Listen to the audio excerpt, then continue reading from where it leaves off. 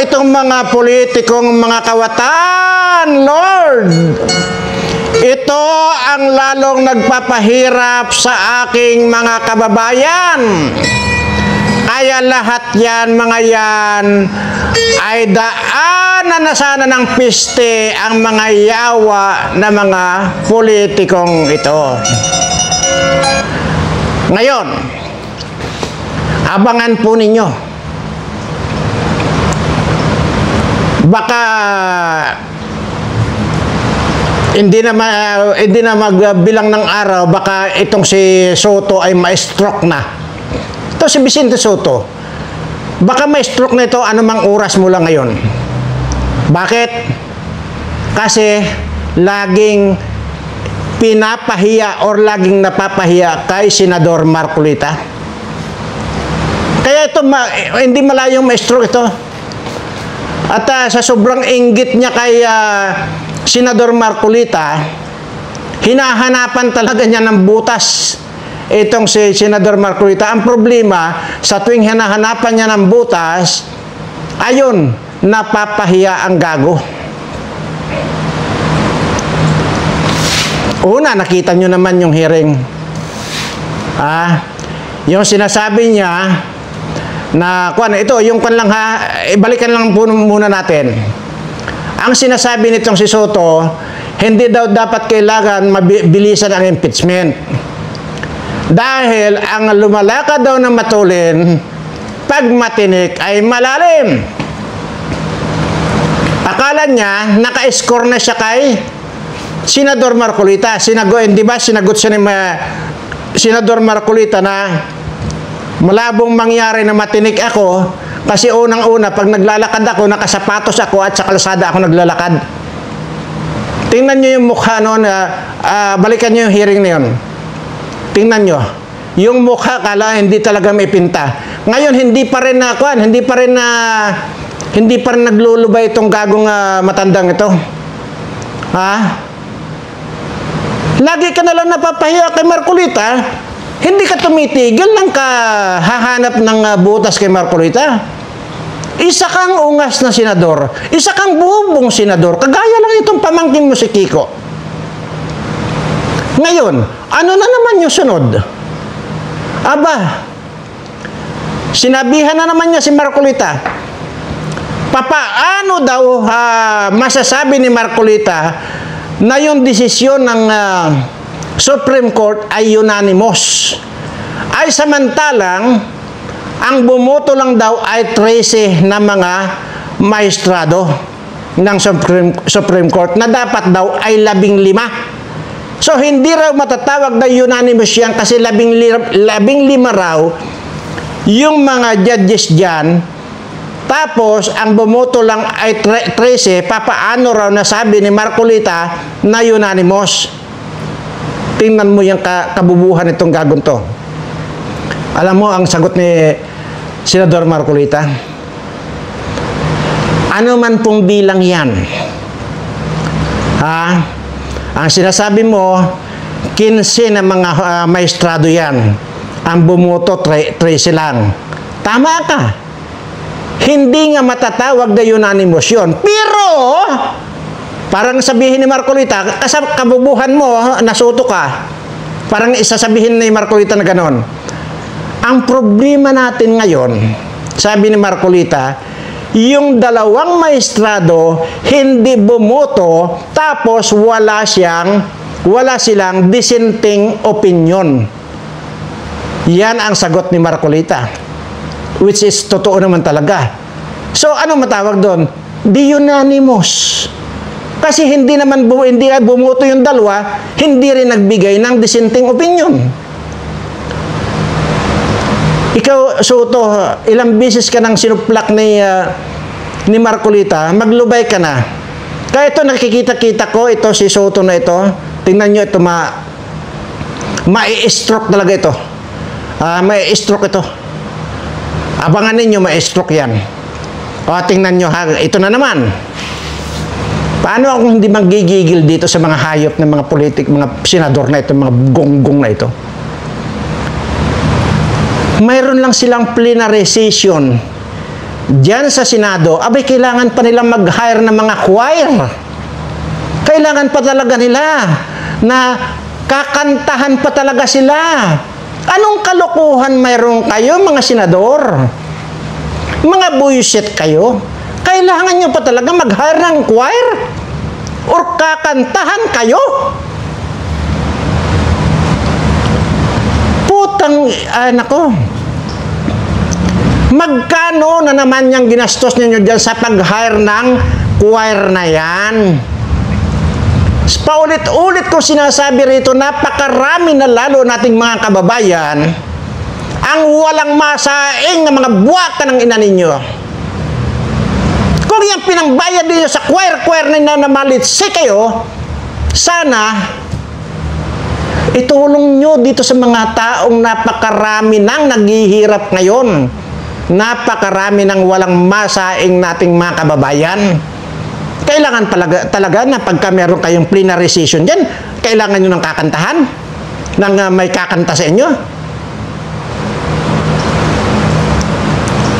Bullshit kayo. Anong kalokohan itong mga nalalaman ninyo? Bakit hindi nyo na lang ako kinuha na gusto lang pala niyang kakantahan dyan eh? Di ba? Kanta lang pala ang gusto ninyo. Ay kung ako na lang ang kinuha ninyong kantahan ko kayo, para sa ganun ay hindi na kayo magbayad. Oh. Ako na lang ang kakanta sa inyo. At sigurado ako magugustuhan ninyo ang kakantahin ko. Mga buisit kayo, itong sample. Itong si Dilima mukhang garapata. Sisindan niya naman ngiwi ang bibig niya. Oh, kung ako ang kinuha ninyo, dapat sana wala nang bayad. Abay mga puta, mga buisit talaga kayo. Plenary session, kailangan nyong mag-hire ng kakantahan kayo ng mga litse kayo. Ba't hindi nyo na lang pinatugtog yan yung kanta ni Yoyoy Rebillame or Yoyoy Rebillame ba o Villame? O ano man yan, Rebillame man o Rebillame man yan, lintik na apelyido na yan. Sana pinatugtog nyo na lang dyan yung kanta niyang Butchikik. O di kaya yung kanta ni Max Suburban na Turagsoy. Iyan na lang sana ang pinatugtog ninyo dyan. Nag-hire pa kayo ng mga litse kayo. Milyon na naman yan binayad ninyo dyan, mga gago kayo. Hindi ko na kayo talaga maintindihan itong mga hayop na to. Ano ba talaga ang pinaglalaban ninyo? Waldasin na lang ang pira ng bayan at samantal napakarami natin mga kababayan dito ang walang masaing. O Mr. Berana, daldal ka na naman ang daldal. Nasaan ang proiba mo na nag-hire sila ng mga choir? Ay, ito po. Ipapanood ko lang po sa inyo para lang po wala kayong masabi sa akin. Nga? Tingnan nyo ha. Yan.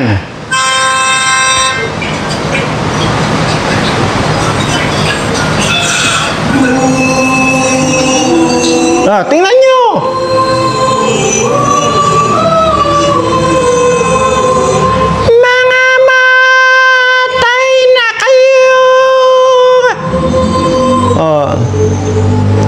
Mga buisit kayo.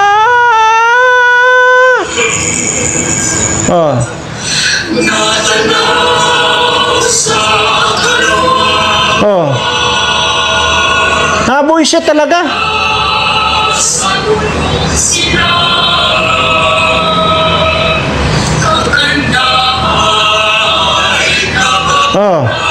Kapangit pa ang putang ina. Ayan. Binayaran na naman ng milyon ito. Pira na naman natin to. Hindi ko na kailangan ituloy pa. At saka yung dasal kanina. At nagdadasal. Sana sinabi nyo, kaming mga senador, Pinagdadasal namin ang aming mga sarili na sana huwag na mangate yung mga palad namin para hindi na kami makapagnakaw, mga buwaka ng anan nyo. Yan dapat ang ipagdasal ninyo na huwag mangate yung mga palad ninyo para huwag kayong nakaw ng nakaw na mga buwaka ng anan nyo. Imaginin nyo, plenary session nyo lang. Kailangan nyo pang mag-hire ng kwan? Singer? Wire? Ay puta. Anong kalukuhan mayroon kayo? Ay talagang may mga saltik na talaga kayo. Isa rin ito si Tambaloslos. Kahit nagka-stroke na itong animal na ito, ayaw pa rin talagang tumigil sa kanyang pangarap na maging presidente itong animal na ito. Kahit na kahit na nakabaliko ng utin, kasi nga na-stroke na-stroke nga Kaya, wala na, baliko ng utin yan. Plus, tinusok ko pa yung bayag niyan, kaya malaki na rin ang bayag ng gagong yan. Ayaw pa rin maglubay. Kahit na-stroke na. Ngayon, ito pa ang isang abangan natin. Magpapatayan ito, magpinsan na ito. Maniwala ka. Maniwala kayo sa akin. Nagkakagulo na. Itong si Marcos at saka itong si Tambaloslos na ito, nagkakagulo na. Sila magpinsan. Dahil dito sa ambisyon ni Tambaloslos. Kaya si stroke na. Wala na.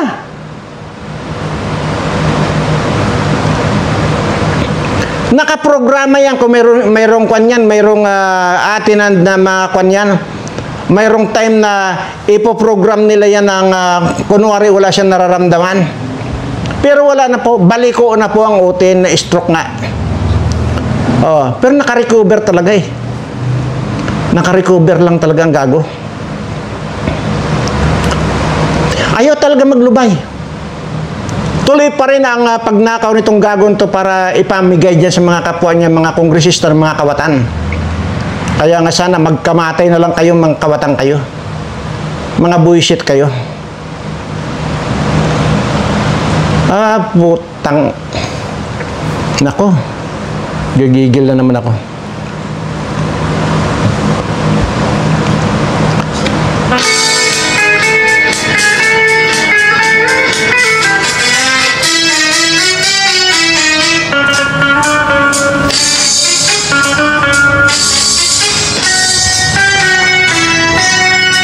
Sampigahin ko kaya mga putang anan to.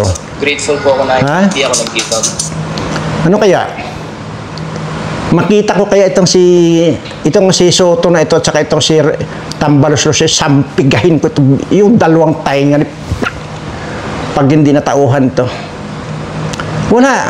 Kan talaga itong mga hayop nito. Nagmamagaling. Wala namang galing. Piling nila ang gugwapo nila. Pero sobra, tingnan nyo naman yung mga animal na yan. Itong aibag ni Soto, malalaglag na yung mata. Di ba? Tingnan ninyo. Malalaglag na.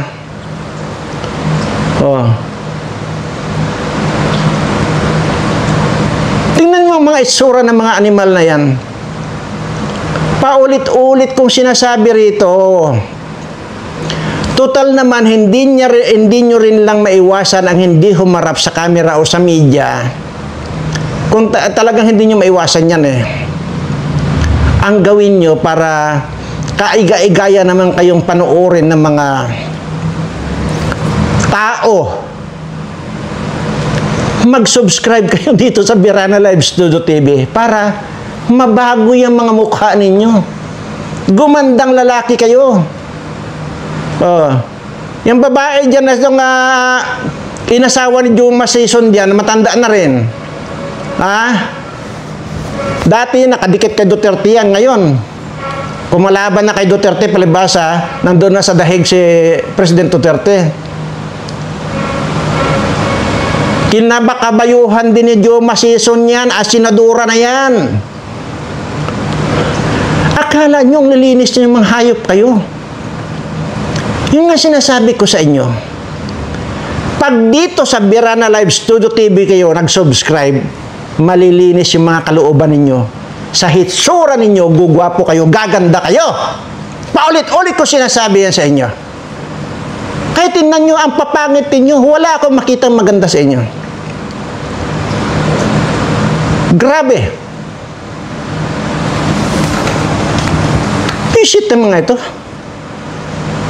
Kapapangit ng mga mukha ng mga hayop ng mga politikong ito, maging dyan sa Senado at saka sa Kongreso, lalo na dyan sa Kongreso, nandyan pa nga yan, Gigi Suarez na yan, mukhang ulupong. Di ba? Mabuti nga natalo na. Ito si Kimbo, nahikain. Mabuti nga natalo yan eh. Sino pa ba? Si Barbers, tingnan mo itsura niyan, parang mukha niyan, parang King Koy. No, si Akop, pag nagsasalita, tumatalbog-talbog yung pustiso. At puta, ano? Mga kan ba kayo? Mga bingi ba kayo dito sa sinasabi ko? Para maging maayos kayo, yung maayos man lang yung pagmumukha ninyo, kahit mga kawatan kayo, mag-subscribe kayo dito sa Birana Lives Todo TV. Lahat yan mababago yung mga itsura ninyo. Hindi lang yung mga itsura ninyo. Yung pagiging makati, yung mga palad ninyo sa pagnanakaw, mawawala yung kati ninyo sa pagnanakaw. Nakaw kayo ng nakaw. Tingnan mo yung dalawang inilibing na politiko dyan. Pagkatapos lang ilibing, nagpatyorba-tyorba na yung asawa. Inililibing pa lang, dinadala pala sa sementeryo yung asawa. Nagtututuro na yung nakikipaglibing. Ginaganyan. Antimano tinuturo na eh. Binabiyahe pa lang yung asawa niya sa sementeryo, itinuturo na agad yung kursunada niya. Ayun, nagpatyorba-tyorba na. Tapos nakaw kayo ng nakaw. Ang makikinabang lang yung mga aasawahin ulit ng inyong mga asawa. Ay wala namang matino dyan sa mga asawa ninyo eh. Lahat yan malilibog. Tingnan mo itong dilema na ito. Ha? Katanda-tanda na kahit mukhang garapata yan, abay naglilibog pa. Lahat na lang gustong matikman. Pati yung pare na adik gustong matikman. Yung pare na mukhang Hawaiian Prague gustong matikman. Itong si Jokno na malalaki ang ngipin gustong matikman. Maging itong hiwi na sindan niya na yung bunga nga nandito sa tenga, gusto rin matikman. Katanda-tanda na naglilibog pa. Mga immoral kayo, mga bullshit kayo. Tapos ang gamit ng pira namin, mga buwakan ng ina nyo. Bullshit talaga kayo, kahit kailan. Mga kayo yung mga piste sa lipunan. Kayo yung mga kubid ng lipunan ng mga hayop kayo. Ang tatandaan nyo na. Tingnan nyo yung dating gobernador ng Cebu. Kahit mukhang wakwak yan, aba, 3 ang builit na mini-maintain. Binilhan ng motorsiklo, binilhan ng kotse, binilhan ng bahay. Yan 3 na yun na builit. Para lang dahil lando sa kakayugin ka lang ng kakayugin, ganun lang. Tapos yung pirang pinambili mo ng mga pinangregalo mo sa mga builit na yan, pira namin. Oh. Sana, kahit pa paano, tablan man lang kayo ng kahihiyan. Wala na kayong kahihiyan eh. Wala na. Kahit anong mura ang gawin sa inyo, wala natin, hindi na tumatalab.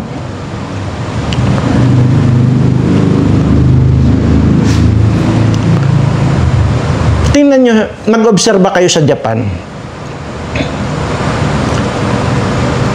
Yung hindi niya sinasadya, ay mga official lang, mga Japanese official to ng gobyerno ng Japan.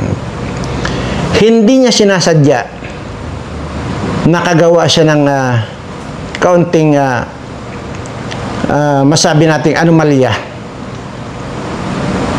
Pucha. Ura mismo naggigilit ng liig. Ura mismo nagpapakamatay.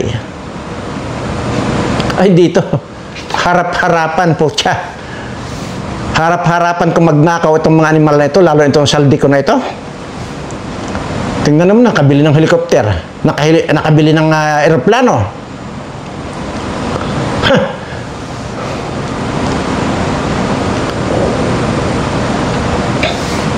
Ang kakapal ng pagmumukha ninyo mga hayop kayo. Nandito lang kayo sa harapan ko, sasampigahin ko kayo mga hayop kayo. Pero darating tayo dyan.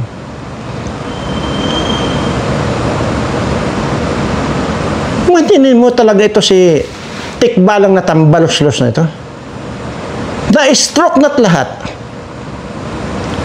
Hindi pa natuluyan tong hayop na to. Pero wala na. Wala nang utin. Bali na. Nakaganyan na. Hindi lang halata yung sa katawan kasi nga parang tikbalang nga, di ba? Hindi halata na na-stroke. Bullshit. Niwala ka yung asawa mo. Maniwala ka. Bantayan mo asawa mo. Baka sa akin mapunta yan.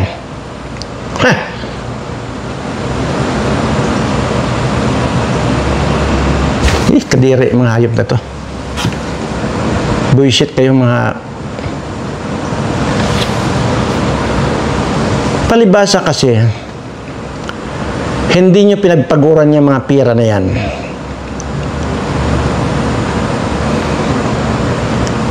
Hindi ninyo pinapahalagahan. Kaya kahit na ang tatanda natong mga animal na mga politikong to, naglilibog pa. Ito mga babae dyan na mga kwan. Naku, mayroon dyan, congresswoman, hindi nalimutan ko lang kwan ito, pangalan itong hayop na ito eh. Putya. Tinanggihan ko lang yan eh. Hindi lang kasi ako kwan eh. Hindi lang kasi ako mahilig sa mga ganyan eh. Una, kaya naman siguro hindi ako mahilig kasi unang-una ganito. Yung itsura nila hindi kasukasuka na. Kaya kahit na bumuka ka sa akin yan, ay wala, dinuduroan ko yan. Ayaw ko. Kasi nakakadiri. Imaginin mo. Ilang bisis akong kinakausap dito mga ito para lang daw mature ba ko ang mga yawa, mga malilibog na to. Pero kung siguro yung ako si Ngiwi, aba, pinagpapatulan na niya yan, yung mga malilibog dyan. Dami niya sa kongreso malilibog. Isa na dyan, yung kwan, yung taga Davao na malandi pa sa kambing na congresswoman. Ilang beses kong tinanggihan yan.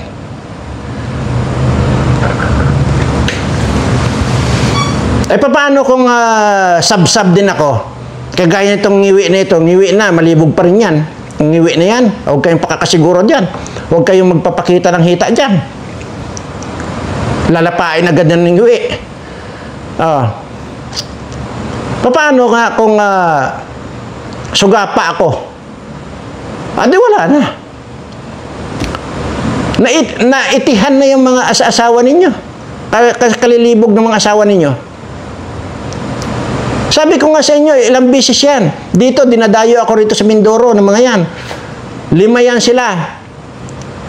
Ayun, dati kasi yung pang-anim, kung ano yun, nabisto nung asawa, ang ginawa nung asawa, kinulong na lang. Kasi kalibugan.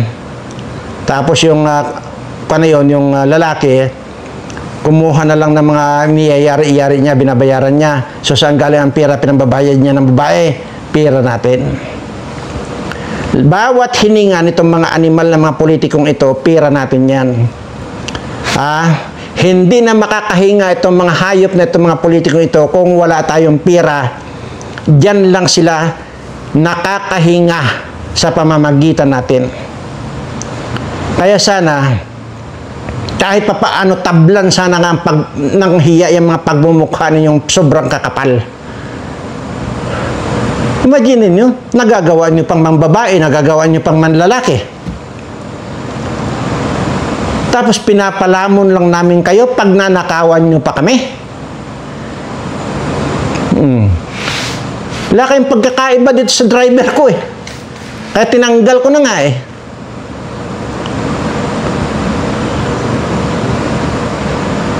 Palamunin mo ito at lahat. Bigyan mo na ng sweldo ng maayos. Pag nanakawan ka pa. Walang pagkakaiba dito sa mga politikong ito. Tayo na lahat na nagpapalamon sa mga hayop ng mga politikong ito, hindi pa makuntinto pag nanakawan pa tayo mga Pilipino. Yan ang mga karakter nito mga bullshit na ito. Ang kapal ng pagmumukha ninyo. Di ba le? Isa-isa yan. Sunod-sunod na yan. Mga matay din itong mga hayop na ito. Tingnan. Ito lang si Soto na ito. Abangan ninyo, may stroke ito. Tandaan ninyo, may stroke yan. Laging napapahiya kay Senador Marcolita.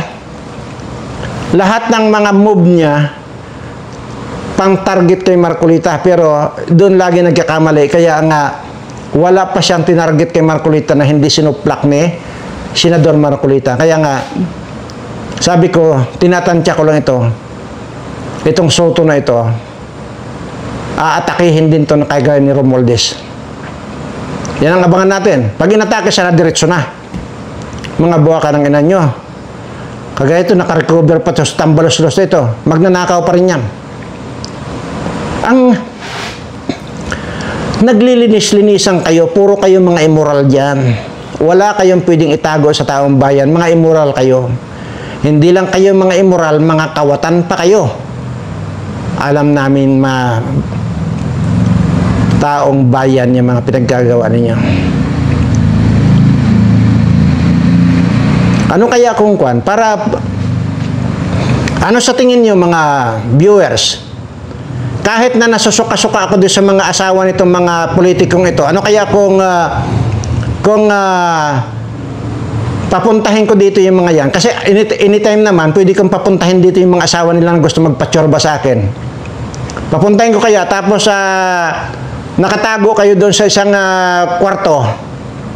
Tapos kunan ninyo ng video para kayo na mag-upload, hindi ako mag-upload. Ano kaya? Ano sa tingin niyo? Para lang mapahiya itong mga politikong ito na yung mga asawa nila nagpapatsorba sa akin.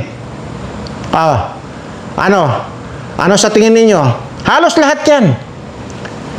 Either yung babaeng politiko or asawa ng politikong lalaki. Ilan yan? Marami yan gusto magpatsorba sa akin. Ano? Sino may gusto na videohan ko sakali? Papuntahin ko dito para lang mapahiya itong mga politikong ito. Hiyain na lang natin ng hiyain para ma-stroke itong mga animal ito. Kaya lang, halimbawa, ang tanong ay wala namang asawa iyang si Dilima. Kaya hindi ko na isasali yan kasi unang-una, hindi ko masikmura yan kasi mukhang garapata nga. Yung mga kandyan. Kaya para lang may mapatunayan kayo, nitong sinasabi ko na itong mga asawa ng mga congressman na ito at mga senador na ito, hindi sila nakakasiguro kasi naglilibog itong mga ito. Matatanda na yan pero mga malilibog pa. So, mag-comment kayo dyan kung anong kung gusto ninyo. Kadi ang ako magkukunwari na lang ako. Hindi ko masikmura yan. Masuka-suka ako. Pero para lang sana may maibulgar kayo dyan. Hindi na ako makikialam. Basta bahala kayo mag-upload sa mga channel ninyo, sa Facebook ninyo. Aber? Anyway, sige na po at iba na naman yung timpla ko. Habang nagsasalita ko, nag-iinit na naman ang ulo ko doon sa mga hayop na ito. Ikaw Soto at ikaw Ikwan, ikaw Kiko, huwag kayong magbida-bidahan ng mga bobo naman kayo. Maging ikaw Lacson, huwag ka na rin sumali-sali dyan. Gayahin nyo si Lito Lapid, walang salita. Kaysa mabatikos kayo sa katangahan ninyo. Oh. Ito naman si Villanueva, kung nagsasalita, laging natatae. Parang akala mo, laging may kaaway. Ayusin mo ang pagsasalitaan mo, yung parang hindi ka, para kang igit na igit ng gago ka. Isa rin niya, may kwan din yan. Wala namang mapili dyan, lahat yan, may mga controversial na mga hayop nito. Anyway, sige na. Maraming salamat at sa lahat po ng aking mga subscriber ay gusto ko lang po iparating sa inyo na mahal ko po kayong lahat. Ano?